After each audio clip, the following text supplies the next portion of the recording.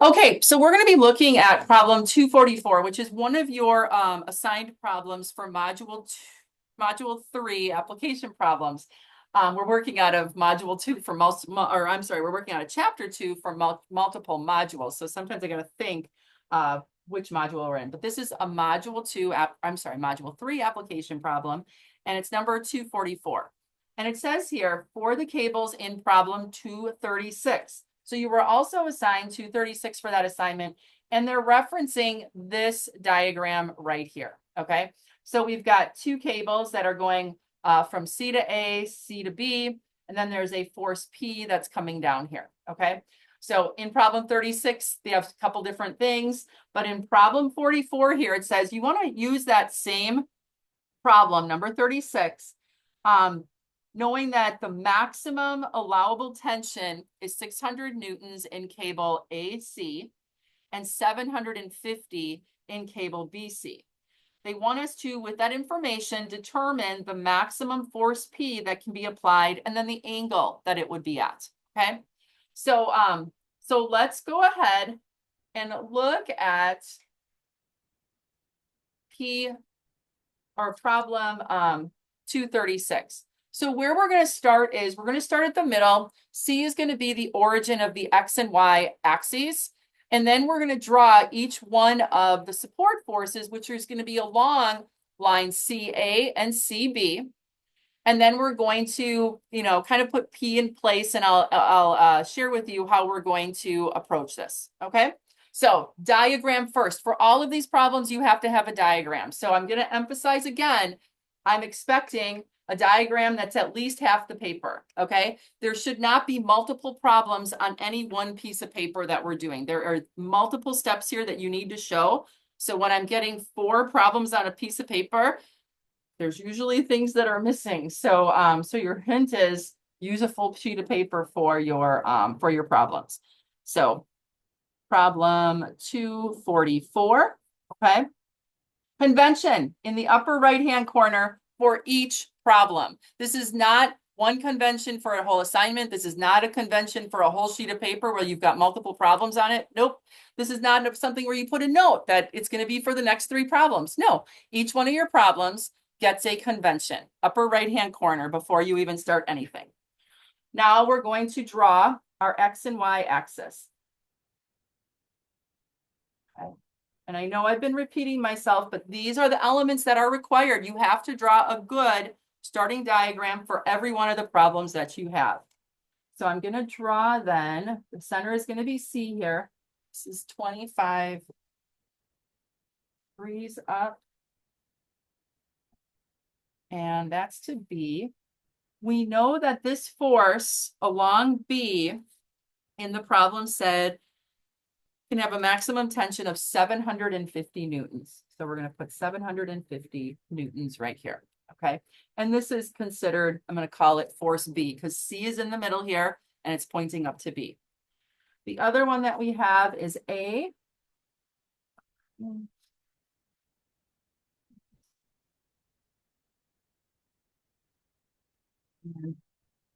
A. A is equal to, I think it said 600. Yes, 600 newtons. And this is at a 45-degree angle. This was at a 25-degree angle.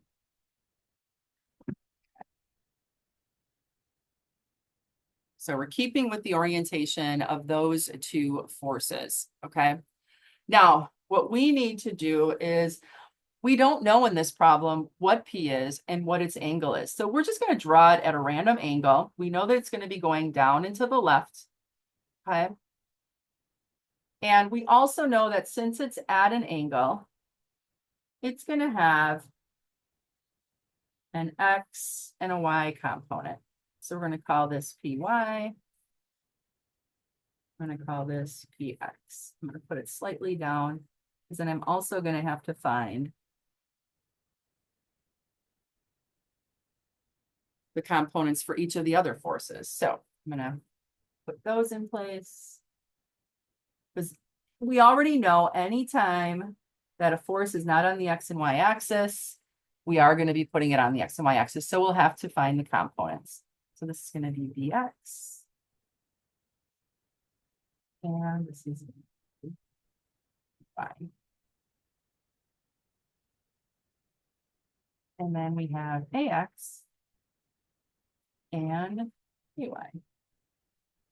I'm going to offset that a little bit just so we can see that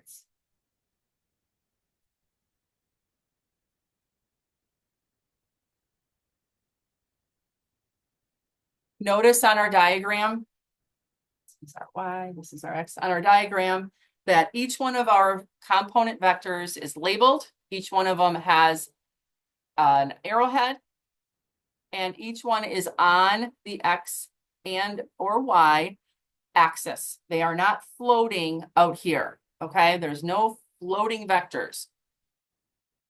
Okay. So that's going to be our diagram. So again, kind of looking back, what we need to find is what is P and what is the angle that it needs to be at. And they call that alpha in this problem. So P and alpha are what we're trying to find. So I'm going to put that up here. We want to find P and alpha. Okay, so we want to know, what is that force that is going to balance this out, okay, with the values that we have up here. Okay, so once we have our diagram all in place, the next thing we're going to do is we are going to determine our components. So I'm just going to say diagram.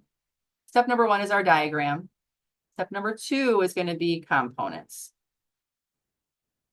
Okay, so in this case, we need to find components of A, and X and Y, B, X and Y, and we're going to know actual values here because we know the hypotenuses of each of these. So we're going to get, you know, in newtons, AX and AY, in newtons, BX and BY. Then we are going to then just solve for our X, our PX and our PY components. And this is just a little bit different caveat on this one. And I think it makes the problem just a little bit easier. So there's actually 2 ways we can approach P, but I'll show you how I did it. So we're going to go ahead and we're going to do the components for both A and B.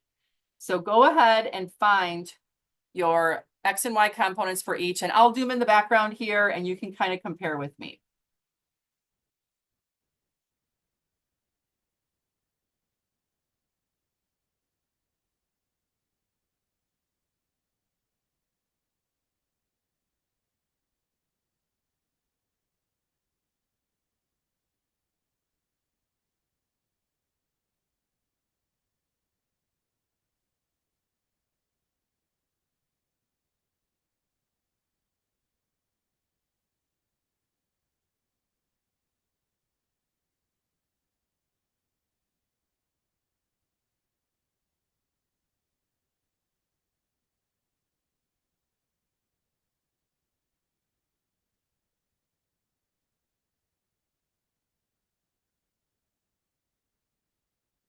Notice that I'm putting all of my units in all phases of the problem.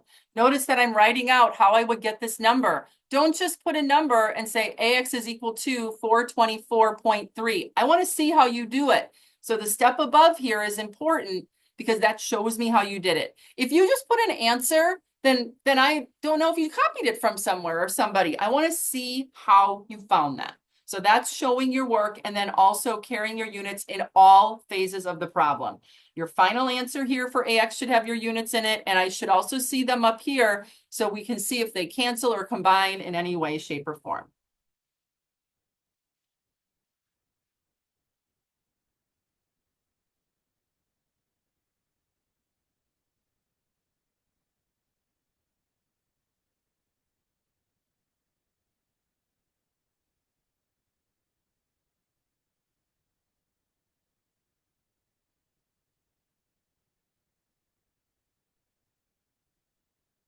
Sometimes students will also ask, should I put my positives and negatives here? No, I encourage you actually to leave them off because remember, our arrowheads up here are going to give us our direction, positive or negative, according to the convention. okay? So leave them off. Just put, if you would, absolute numbers here, and then our positives and negatives will come when we sum our forces in the x and y. And then we don't need to do components of px and py, so we're just going to write px is equal to px and py is equal to py, because we're just going to use them in that form on each one of the axes. Okay. So compare your values here. Make sure that you're getting the same x and y components for each. And again, if I'm seeing you calculate an AX, I better be able to see AX labeled up here. The other thing I want to encourage you to do is if there are variables that are called out in the problem. So for instance, the problem calls this force P. You need to use those when you're solving, okay? If it's solving also for a resultant, if it's asking, what is the resultant of? Only use R for resultants. Don't add them in and randomly call something an R, okay? Resultants are R always, unless otherwise called. Sometimes maybe it's a tension or something like that. But if it's asking find the resultant and there's not a resultant there, use R for that variable, okay? And when there are variables already called out, make sure you're using those there too. Okay, so we've got our components. So now the next step is we want to use our equations of equilibrium, see what we can get here and try to find our px and our py. So I'm gonna sum my forces in the x equal to 0. Okay, remember in this module 3, we're talking about equilibrium. So our first equation of equilibrium here is sum of the forces in the x direction equal to 0. You have to write this out. And this is what I mean when I say we have to write the equation in variable form. It's like telling me what you're going to do, and then directly down below it, you're going to do it. So now I'm going to look. Okay, my forces on my x-axis, they are only going to be these right here. Okay, so that means that I have an AX pointing to the left. So it's going to be negative according to my convention. That's why we have this here. I'm going to have a negative PX and I'm going to have a positive BX. So I'm going to say negative AX, negative PX, positive BX. This is, oopsie, I'm so sorry. Negative AX, negative PX, positive BX. So again, don't put the positives and negatives in here. You're going to add them in your equation of equilibrium based on how you have them labeled up here and which direction they're going. So write this out because that tells me you understand what's there, okay? And then now we're going to add our numbers. So negative 424.3 newtons minus PX, because we don't know its value yet, plus BX, which is 679.73 newtons. Oops, I forgot to say equal to 0. Oh, shame on me. Make sure you write your equation of equilibrium and always set that equal to 0. Don't randomly not put it in there. I was talking, that's why I forgot to put it in. Now we're going to combine what we can, okay? So I don't want anybody to just put a number here and say that's what it's equal to, all right? You've got to show me how you're getting this. Where are the positives and the negatives coming from, okay? So then our only unknown in this equation is PX. So we need to solve for PX. So we're going to have negative PX here. We're going to combine these two, okay, which means that it's going to be, when I move it to the other side, it's going to be a negative 255.43 newtons. Now notice that both of the values are negative, so both of them become positive, okay? So this means that our x component of our force is this value right here, okay? It's going to be our px. Now we want to find py by summing our forces in the y direction, okay? We're going to set that equal to 0. So now we're going to look along the y-axis. We've got a positive AY going up, positive BY going up, negative PY going down. So positive AY plus BY, oopsie, and then a minus PY, okay, equal to 0. Now we're going to put our values in, okay? So it's going to be 424.3 newtons plus 316.96 newtons. And I'm going to push my PY over to the other side right away.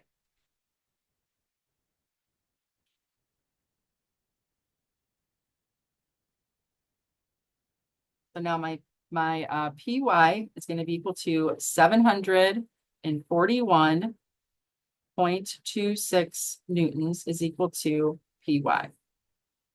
Okay.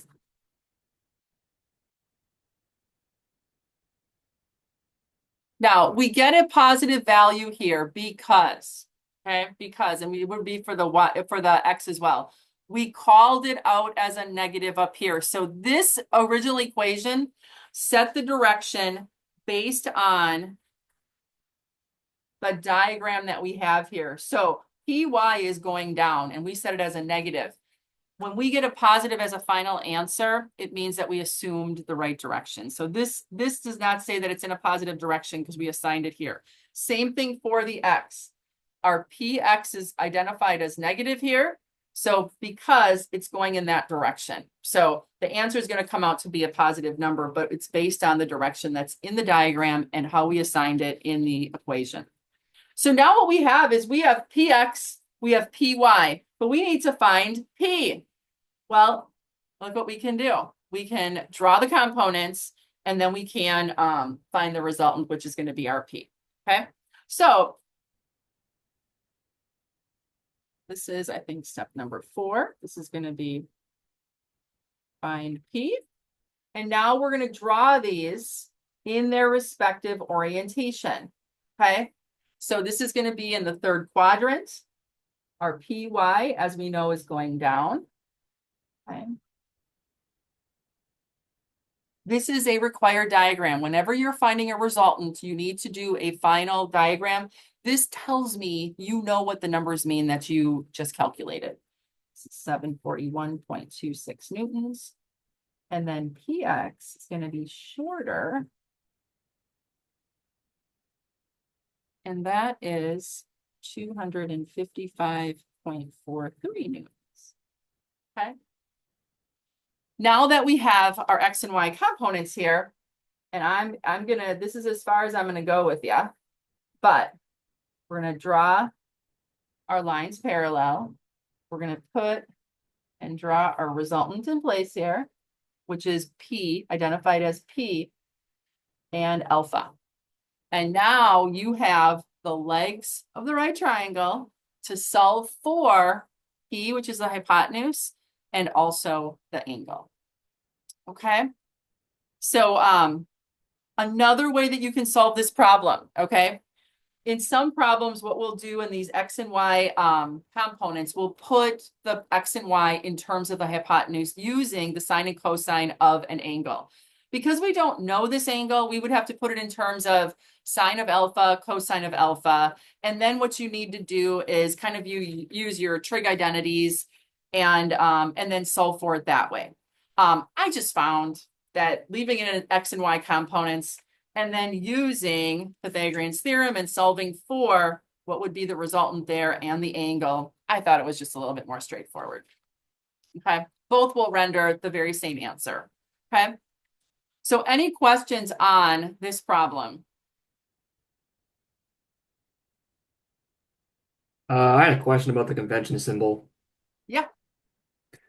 So why did you add the counterclockwise arrow if you Oh, haven't had you it know before? what? You know why I added the counterclockwise? Tell me. We were talking about moments the last time because we had moved on to module 4 and we were doing moments last time. This is the counterclockwise moments. So for this problem, you're right. We're not doing moments. So really the positive and the negative is all you need. The completed convention we did as we started module 4. So my head is always, I know the whole convention. So a lot of times I'll put that on. Thank you for asking that though. If you put it on, it's extra. If you don't, it's okay too. Any other questions? Okay, then I'm going to stop the recording here.